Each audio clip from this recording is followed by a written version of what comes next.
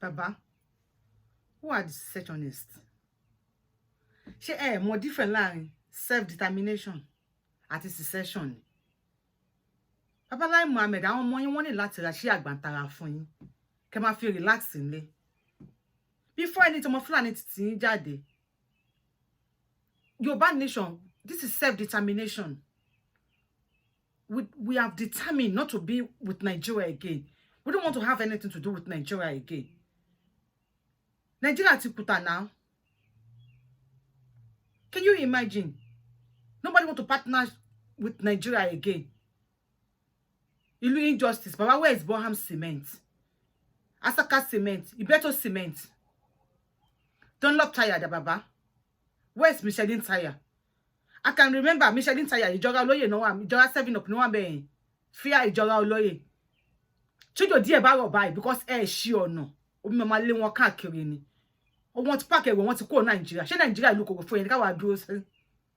E wọ́n la kan ma distance àwọn secessionist kan. And if anything happen, our secessionists no ma kọ́kọ́ sáré. Baba, nobody is going to run again. Nobody is going to run again. Kí ló ṣe yín? Ele o ṣe Lekki to gate o. This is not EndSARS protest, rárá. We are well determined to be in Yoruba nation. We don't want to be with Nigeria again. The Igbos don't want to be with Nigeria again. Nobody that fẹ́ lórí burúkú ṣòwò pọ̀. Ìlú orí ibu ní Nigeria now. So I expect Baba Nigeria ṣòwò pọ̀ ni. How do you mean, Baba? Come on, this is someone secessionist. What are the secessionists? Mo too many. Ṣé bẹ́ẹ̀ kàwé, àwọn láti kàwé gan. Àmọ́ kókó this self-determination and secession kò kí ṣe kankan náà. Why will you come online and be saying rubbish, Baba? At your age. At your age, ẹni bá yín sọ̀rọ̀ ni. Ẹni Twitter, ó gbé kíní ẹ̀ lọ sí Ghana. Twitter go, ṣe ko òpònú Twitter. Kò ní lọ Ghana. Adó sí Nigeria. Tó bá ó wà Nigeria bá ṣe díẹ̀ sí ẹ mú ma Hausa ẹ mọ Fulani kan ẹ fún náà kó má ṣe Twitter. So ẹ lè fún yẹn license. Twitter á lè jẹ gbèsè. So Twitter adó sí Nigeria. Ìlú tí ó sì security.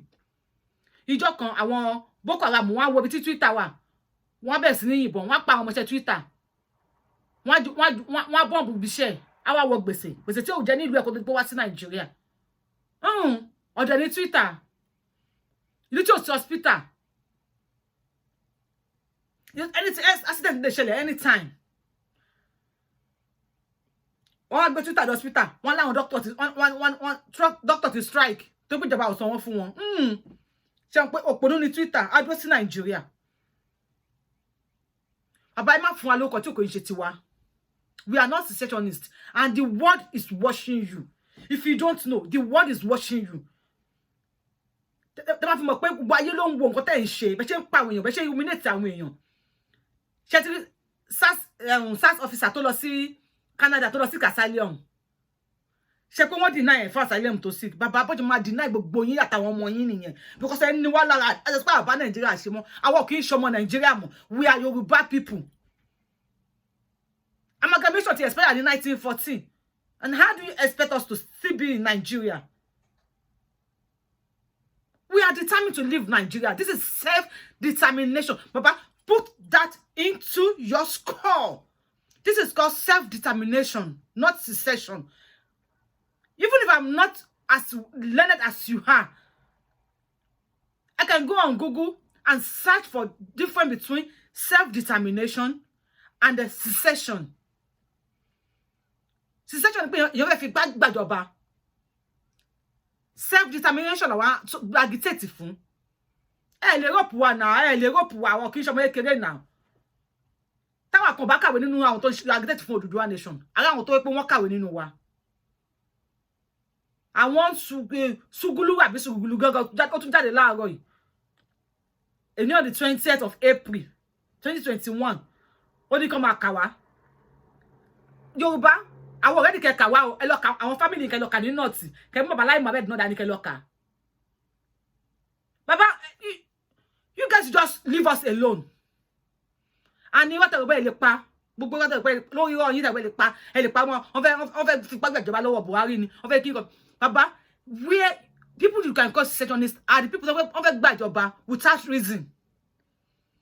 Ẹ lọ Canada bàbá, anytime fúnra yín. Àwọn ọmọ yẹn kete ń wò lánàá, àwa náà ti dàgbà lẹ́ni. Ẹ lọ ní time fúnra yín kẹ́ lọ Canada. Àwọn ìlú tó pé bíá kò sí kidnapping. Omi wà, iná wà, àwọn ìlú yẹn ro oúnjẹ jẹ. Gbogbo nǹkan lọ létòlétò. Ní àlè, lè máa pé àwọn kan fẹ́ fi ipá gbàjọba, lè máa pè wọ́n ní secessionist. But ìlú tó pé wọ́n kidnap, wọ́n rape, wọ́n bomb. Papa, ẹ ti dá ogun sí Nigeria. Nigeria is dead, for God's sake. Oku Kimbala Yegojo. Nobody want to partner with Nigeria again. Ojo Nigeria was October 10, 2020. Ẹ lọ wo calendar. Ẹ lè rí ọjọ́ yẹn mọ́ láyé. October 10, 2020. Ẹ wo bá yẹ kọ 10, 20, 2020. 20 mẹ́ta ló wà láàrin ọjọ́ yẹn. Jọ́dẹ̀ ti pa àwọn ọmọ yẹn. Jọ́dẹ̀ ti Nigeria bọ́ lẹ́lẹ̀. Jọ́dẹ̀ ti pa ọmọ yẹn, Nigeria ti kú. Jọ́dẹ̀ Nigeria ti wọlẹ̀. Àwọn fẹ́ bá yín ṣe mọ́, Nigeria is dead. Nobody's gonna do anything for us. Tomati ti wá kẹwàá parọ́ kan. Ṣé àwọn ọmọ kékeré yìí? A ní tijú fún yín. Tí ẹ ṣe bá tijú láti dá olówó ẹ̀ mọ́lẹ̀ ni. Tó lọ́wọ́ bá tijú àti dá gbá ẹ̀ṣẹ̀ ní kẹ́ṣẹ̀ ni. Ẹ̀ṣẹ̀ náà ní tijú àti dá olówó ẹ̀ mọ́lẹ̀. Bàbá ní tijú bá kó fún yín. You can just be coming online to explain anything. My bossa, I went to say, "No, you can't just gbé kíní lọ sí Ghana." Ṣé Ghana ò tún lè ṣe no gbé wọn lọ sí Ghana ni. Àwọn Ghana wá ń lé ọmọ Nigeria. Bàbá, ẹ ṣọ́ ara yín gidi gan. A fẹ́ bá anything ṣe pẹ̀lú Nigeria. Ohun tó mú Twitter tó anything ṣe pẹ̀lú Nigeria, àwọn náà fẹ́ anything ṣe pẹ̀lú Nigeria. Gbogbo lè dá third world war lẹ̀. Because wọ́n tẹ̀ ń papọ̀ àwọn constitutionalist kan fẹ́ jáde. Ẹ fẹ́ kí British wá gbèjà yín àbí. Gbogbo ayé ló wà lẹ́yìn àwọn ọmọ Yorùbá. Gbogbo ayé. Gbogbo tẹ́ ń dá lọ yẹ. Ẹ fẹ́ dá third world war lẹ̀ ni. Ẹ lọ dìmú. Third world war lẹ fẹ́ dá sílẹ̀. Kẹ́kọ̀ọ́ tẹ́ ń bá lọ yìí. Àdèmọ̀ bá yín po máa ṣàn. Ẹ bá gbé fún yẹn máa mú. Tẹ́ bá bí kò máa pẹ́ níbọ̀dì pé ipa mẹ́sàs. Wallahi, the youth are ready for you guys. We are ready for you. The world is watching. The world is ready for you. Strike anything. Tẹ́lẹ̀ máa mú kó gbogbo ayé bá ló ready fún yín. Gbogbo ayé bá ló wà lẹ́yìn ọmọ Yorùbá. Èèyàn mẹ́ta sọ pé àwọn wà. Àwọn Hausa sọ pé àwọn bá yín ṣe mọ́. Igbo lóhùn ò ṣe mọ́. Yorùbá lóhùn ò ṣe mọ́. If you don't remain Nigeria as with the Fulanis. You are not speaking on behalf of the Nigerians, of the Yorubas. You might be speaking on behalf of Nigeria. If anybody that want to remain in Nigeria should remain in Nigeria. We in Yorubas, we are not Nigeria anymore. Our friends are going to say a day one. Because when I'm outside, I see myself as a fool. Like as a moron. Because me Oyinbo jẹ́ ìdèlú bàbá mi ni. Ẹ wá instigate àwọn èèyàn. Àwọn àwọn secessionists yẹn, you should not listen to them. Okay, you might not listen to secessionists, but we Yoruba agitators, we are not secessionists. We are Ogbomo Yoruba.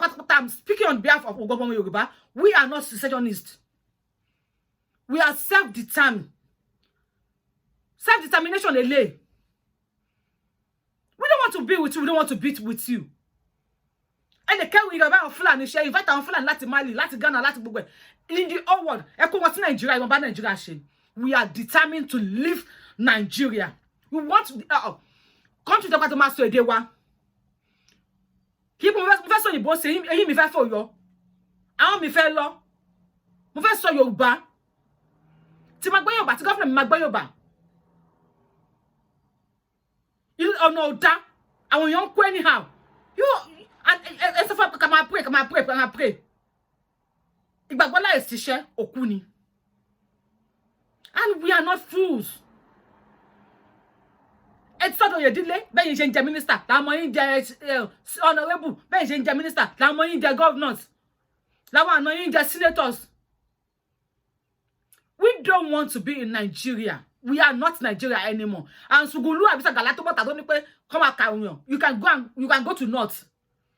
Go to north, go and count your family there. We Yorubas, we are not ready to be counted. Don't count us among Nigerians. We are not Nigerians. Anytime you walara. Eti bota, I went as na ye ki tweet agbe kini kan. Che ti gbọ́. I went global health kini wọ́n ti wọ́n lọ sí, or not lọ sí Ghana. So ta ló tún jẹ́ káwọn ẹran gbọ́dọ̀ lọ sí Ghana. Àwọn Germany Global Health wọ́n ti gbé lọ sí Ghana. Congratulations to the Ghanaians. Ìlú tí president ti ní pé ó wá lè máa gba abẹ́rẹ́ gba oògùn ní UK ni. Kí ló tẹ́ yóò hospital ṣe? Baba, we are not secessionists. We are agitators. We are Nigeria, Yoruba nation agitators. We are self-determined. Self-determination is allowed. Peaceful protest is allowed everywhere in the world. And self-determination is allowed. We are not secessionists, Baba. Mo fẹ́ pè so ẹ̀yin mi fẹ́ yọ. Ẹni àwọn fẹ́ fi tipátipá gbàjọba lọ́wọ́ ta ni? Ṣé ní ìjọba ni? Baba, come and tell us, who is the president of Nigeria? Baba, because I'm very sure pé Lai Mohammed tẹ́ ń jẹ́ kì í ṣe ọmọ Yorùbá. Tó máa tú ìran àwọn Fúlàní kan tó migrate wá sí Oro ní Kwara State. Àwọn náà máa bí yín. Tó máa wò dé kì í ṣe ọmọ Yorùbá. You can go with Buhari. Ẹ padà síbi tẹ́ tí ń bọ̀. Buhari ṣe ọkọ̀ kí lọ sí Niger Republic train. Kò lè ṣe ọ̀nà bus ní Nigeria. Buhari ló ń gba kíní ní UK. Kò lè ṣe hospital sí Nigeria. Baba, please, ẹ lọ wá bí jókòó sí o. And we know about all your plans. Gbogbo plan yín la mọ̀. But our máa wò yín, can strike.